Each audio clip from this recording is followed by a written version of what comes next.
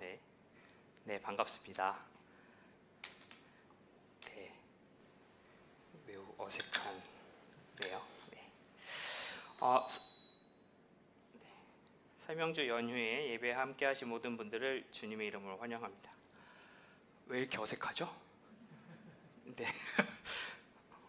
왜 이러지? 네, 아무튼 네. 명절이어서 그런지 생각보다 많은 사람들이 안 계시는 것 같습니다. 네, 다들 어딘가에서 예배 드리고 계시겠죠? 네, 그럴 거라고 생각합니다. 네. 여러 가지 상황 가운데서 오늘 예배에 참여하신 분들, 그리고 여러 가지 또 상황으로 이 자리에 함께하지 않으시고 다른 곳에 계시는 분들도 계신 자리에서 안전하게 일정 잘 마무리하시고 돌아오시기를 주님의 이름으로 기원합니다. 우리는 계속해서 사도행전 말씀을 함께 읽고 있습니다. 오늘도 사도행전 말씀을 이어서 함께 나누어 보려고 합니다. 그리고 지난주에 청년마을의 14명의 순례자들은 함께 비전 트립으로 유럽의 종교개혁제 일부를 방문했습니다. 약 2주간의 비전 트립을 기도해 주시고 응원해 주신 덕분에 은혜롭게 잘 다녀왔습니다. 오늘은 종교개혁제 여정에서 제가 경험했던 것들과 느낀 것들을 가지고 오늘 말씀과 함께 녹여서 함께 나눠보는 시간을 가져보려고 합니다. 이런 분위기면 안 되는데 매우 내용이 조금 딱딱하다라는 피드백을 들었습니다. 근데 시작부터 이렇게 딱딱하면 더 딱딱해질 것 같아서 걱정은 되지만 열심히 해보겠습니다. 큰일 났다. 지금 우리가 교회라고 말하면서 우연히 청년마을 로프트 광성교회는 정확하게 구분하면 개신교회라고 합니다. 영어로는 프로테스탄트, 개혁교회를 말합니다. 흔히 말하는 기독교라는 용어는 그리스도교의 한자식 표현입니다. 즉 예수 그리스도를 하나님으로 고백하는 모든 종파가 그리스도교, 기독교라고 불려집니다. 그 안에는 당연히 개신교 이전에 하나의 교회였던 신교와 반대로 불렸던 구교, 지금의 카톨릭, 천주교도 포함되어 있습니다. 그래서 개신교라는 표현은 이 카톨릭에서 개혁되어 나온 교회를 구별하여 사용하는 언어입니다. 지금의 카톨릭이 아닌 종교를 갱신, 개혁하려는 움직임이 있을 당시에 카톨릭 교회는 많은 문제들이 있었고 그 문제에 반응하며 다양한 갱신과 개혁의 목소리가 있었습니다. 역시 많이 힘드네요. 물 좀 마실게요. 죄송해요.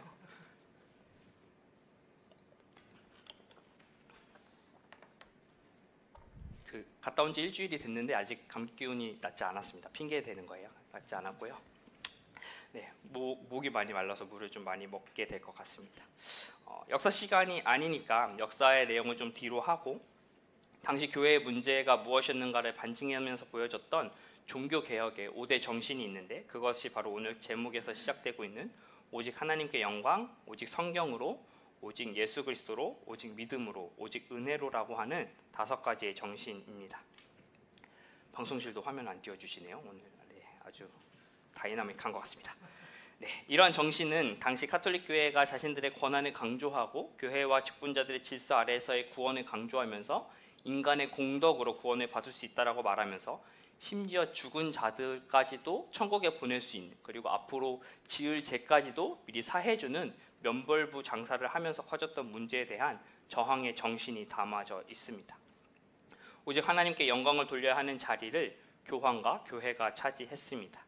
문제를 제기한 다양한 지역과 다양한 목소리들 가운데서 통일됐던 근거는 우리는 오직 하나님의 말씀인 성경에 근거해야 한다라는 모토였습니다.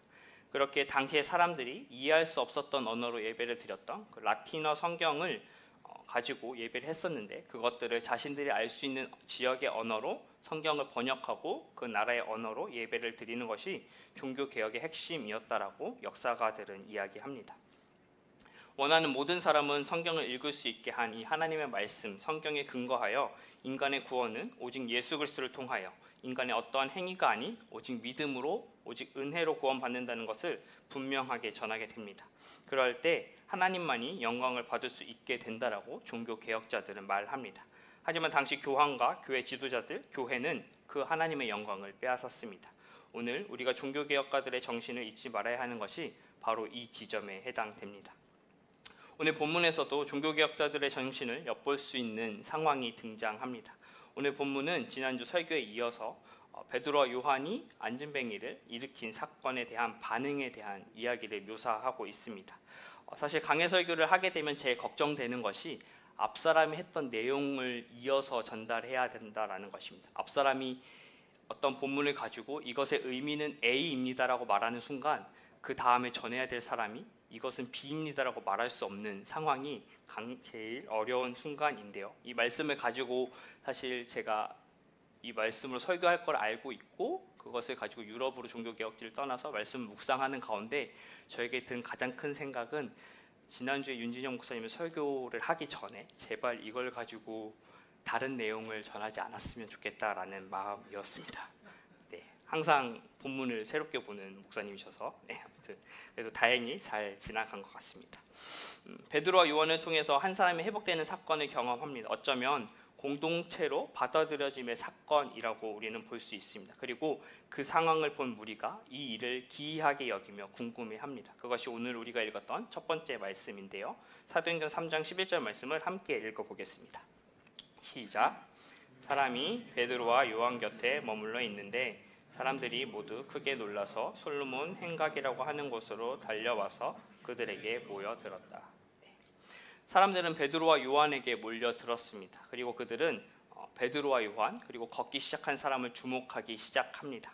자신들을 주목하고 자신들에게 이목이 집중되는 것을 본 베드로는 이 상황에 반응하게 됩니다. 그것이 바로 그 다음 구절인데요. 12절 말씀을 함께 읽어보겠습니다. 시작.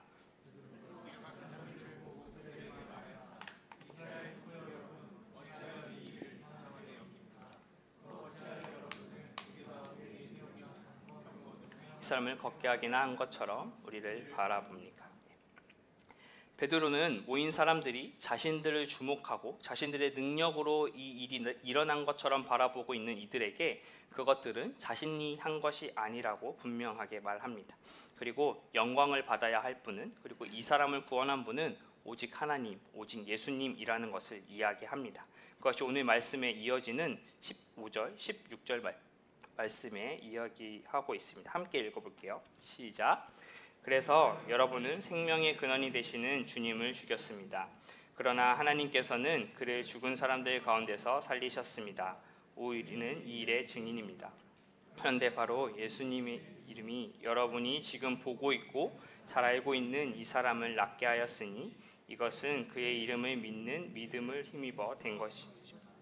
예수로 말미암은 이 믿음이 이 사람을 여러분 앞에서 이렇게 완전히 성하게 한 것입니다. 네.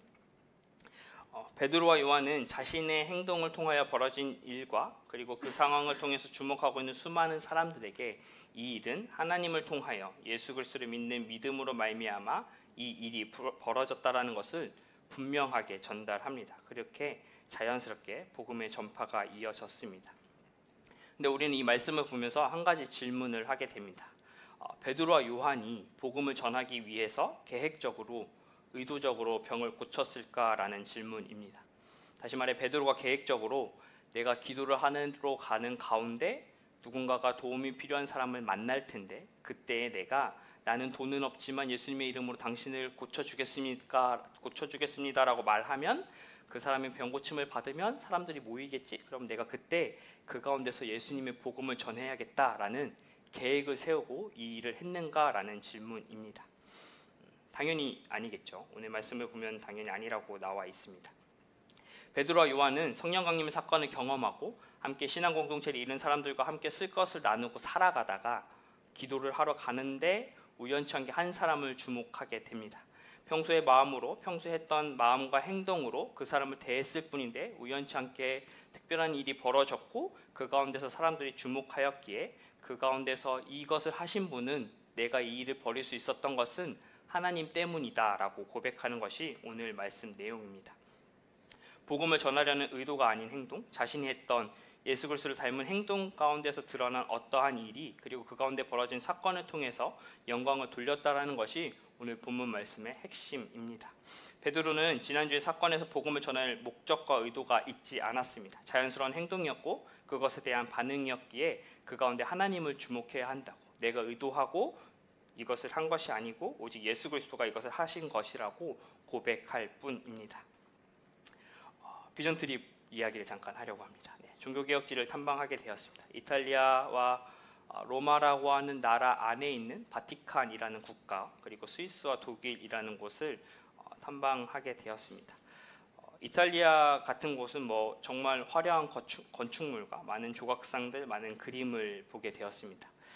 사실 가기 전에 공부를 하고 가라고 했는데 공부를 하고 가지 않았습니다. 그리고 문화 예술에 전혀 관심과 조예가 깊지 않은 제가 그곳에 가서 여러 사람들의 설명을 들으면서 이것이 어떤 사람의 작품이다 그러면 우와 이러고 뭐 이렇게 뭐 했습니다. 뭐 이렇게 적어 왔어요. 미켈란젤로가 그린 그림, 뭐 레오나르도 다빈치가 그린 그림, 뭐 라파엘로가 그린 그림, 다 아시죠?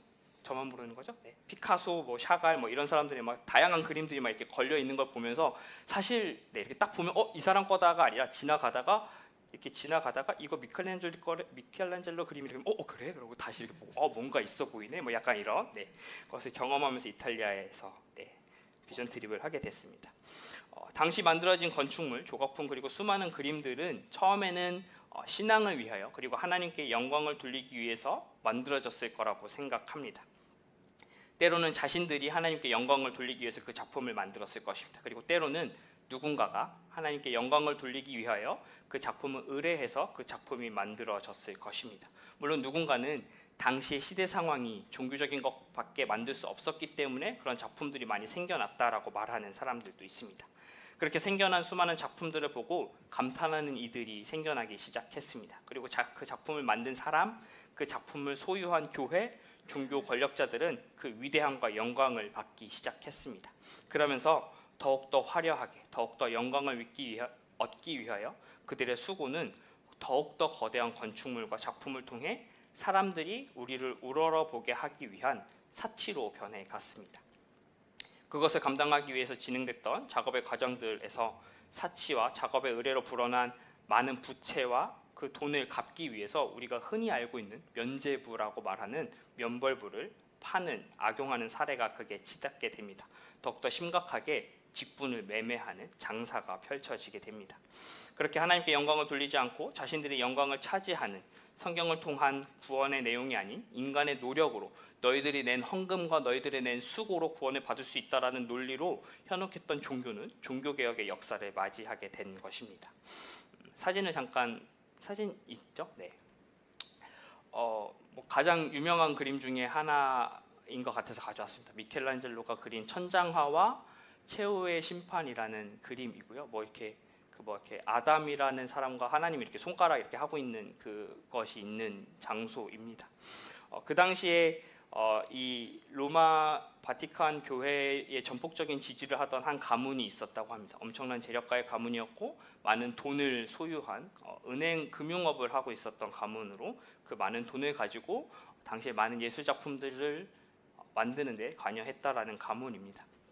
근데 어느 순간 이 가문이 교회와 많은 관계가 있다 보니까 이 가문 안에서 교황이 탄생을 하게 됩니다. 돈을 잘 다루는 가문에서 교황이 탄생하게 됩니다. 그리고 그 교황은 이런 많은 사치와 많은 건축물과 많은 그림을 만들어 가야 되는 상황 가운데서의 그 부채와 그 돈을 조달하기 위해서 자신의 가문의 은행에 금융의 돈을 빌려 쓰기 시작합니다. 그러다가 이 교회가 더 이상 그 돈을 갚을 수 없는 상황이 됐을 때 이 가문의 출신의 교황은 장사에 눈이 밝았기에 많은 것들이 돈이 되는 것을 발견합니다. 그리고 한 것이 바로 면벌부 판매와 성직 매매의 극으로 치닫게 되는 상황입니다. 잘 아는 것처럼, 잘 아시죠? 저만 모르니까. 아무튼 저 그림을 그릴 당시, 그리고 그 앞에 있는 최후의 심판이라는 그림을 그릴 당시가 루터가 이미 종교개혁을 해서 오직 구원은 성경으로 하나님의 은혜로 예수님을 통하여 구원이 있다라는 것을 온 세상 사람들이 알아가고 있는 그 시점에 이 교회 아니면 구원이 없다라는 것을 강조하기 위해서 최후의 심판이라는 그림을 그렸다라는 것이 동일한 시대라는 것이 아이러니한 것을 경험하게 되었습니다. 꺼주시고요. 네. 당시 교회는 이런 상황 가운데 문제를 제기했던 사람들이 바로 신부와 사제들이었습니다. 루터도 사제였고요. 쯔빙글리도 사제였습니다. 라틴어 성경을 읽을 수 있었던 사람들이었습니다. 성경을 직접 읽고 그 성경에 기초하여 당시 로마 교회의 문제를 지적할 수 있었던 사람들입니다. 알고 계시는 분들도 있겠지만 그들은 처음부터 종교 개혁을 할 새로운 종교를 만들 생각으로 이런 행동을 하지 않았습니다. 단지 성경을 읽고 그 당시 교회가 어떤 잘못을 하고 있는지에 대해서 성경의 기준에요 비판했을 뿐입니다. 하나님께 영광을 돌리지 않고 성경이 아닌 교회의 권력과 교회의 입맛에 맞게 사람들을 움직이며 믿음과 은혜, 예수 그리스도를 통한 구원이 아닌 인간의 노력, 너희가 낸 헌금으로 구원받을 수 있다라고 말하는 것이 문제다라고 말하는 것이 그들의 비판이었습니다. 그렇게 물질의 강요가 이어져 나갔습니다. 그러나 로마 교회는 이러한 성경에 기초한 문제 제기에 저항했고, 그렇게 성경을 기준으로 하는 오직 하나님께 영광을 돌려야 하는 이들의 목소리는 결국 종교 개혁이 되었습니다. 오늘 말씀에 등장하는 베드로와 요한의 행동, 자신들이 예수님과 함께 살아가면서 그리고 오순절 사건을 경험하면서 우리가 예수님의 삶을 따르는 행동을 하는 것을 해야겠다고 했을 때, 그 삶을 행동할 때 단지 그 가운데서 벌어져 어떤 사건 가운데 사람들이 불려 모아져서 자신들에게 영광을 돌리려고 하는 그 상황 가운데 이것은 우리가 한 것이 아니다라고 복음을 전했던 베드로와 요한의 상황을 기억하게 됩니다. 사람들이 자신에게 영광을 돌리려고 하는 그 상황에 자신들이 한 것이 아니고 오직 하나님께 그리고 예수님께 영광을 돌리려고 했던 이 베드로가 당시 로마 교회의 수장인 교황이라는 자리, 자신들이 그 자리를 통해서 하나님의 영광을 대신 차지하려고 했던 그 인간의 최고의 정점인 교황이라는 자리에 베드로를 일대 교황으로 그들이 삼고 있다라는 것이 참 많은 생각을 갖게 하는 장면이었습니다. 종교개혁자들의 상황 시대에서 그들의 죽음을 무릅쓰고 지켰던 그 정신을 우리 청년마을은 그러면 어떻게 지키고 있는가를 돌아보게 되었습니다. 우리 청년마을은 우리의 이름을 높이려고 하지는 않은지, 우리를 위하여 우리가 하는 모든 사역이 우리를 향하고 있지는 않은지 돌아보게 됩니다. 여러분은 청년마을을 왜 다니고 계십니까? 지금 청년마을에 새롭게 오신 분들, 그리고 청년마을에 등록해서 교육을 받고 계시는 분들은 어떤 이야기를 듣고 청년마을에 다니고 계십니까? 괜찮은 공동체라는 평가가 하나님께 영광을 돌리고 성경에 기초한 삶을 살아가기 위해서 오직 예수 그리스도로, 오직 믿음으로, 오직 은혜로 구원받았다라는 그 신앙을 지키는 공동체다라는 평가 때문에 이 교회에 다니고 계십니까? 아니면 다닐만 하다, 편하다, 쉽게 관심을 주지 않는다, 재밌다, 잘 챙겨준다라는 괜찮다라는 인간적인 평가로 괜찮은 공동체여서 이 교회를 다니고 계십니까? 우리 청년마을은 우리의 이름만을 빛내고 있지 않은지, 우리끼리의 즐거움에 함몰되어 있지 않은지, 종교개혁가들의 정신을 지키고 있는지를 질문하게 됩니다. 말씀을 마치겠습니다.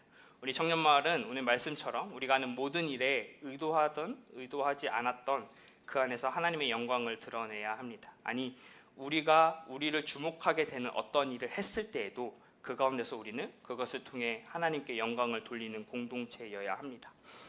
코로나 이후에 한국 교회에 대한 비판의 목소리가 커졌다라고 이야기합니다. 이제는 밖에서 교회 다닌다고, 나 그리스도인이라고 말하는 것조차 부끄러운 시대를 우리는 살아가고 있습니다.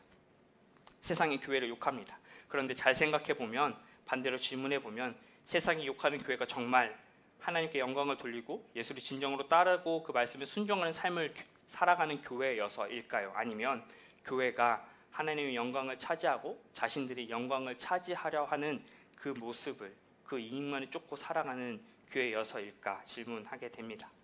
성경을 스스로 읽지 못했던 이들에게 자신의 언어로 성경을 번역해 주면서 종교개혁은 시작되었습니다. 그런데 지금 우리가 사는 이 세상은 모든 사람이 원하면 성경을 읽을 수 있는 시대를 살아가고 있습니다. 아니, 오히려 세상이 성경을 더 잘 아는 시대가 되었습니다. 오히려 세상이 예수 그리스도의 삶을 더 잘 아는 시대를 살아가고 있습니다.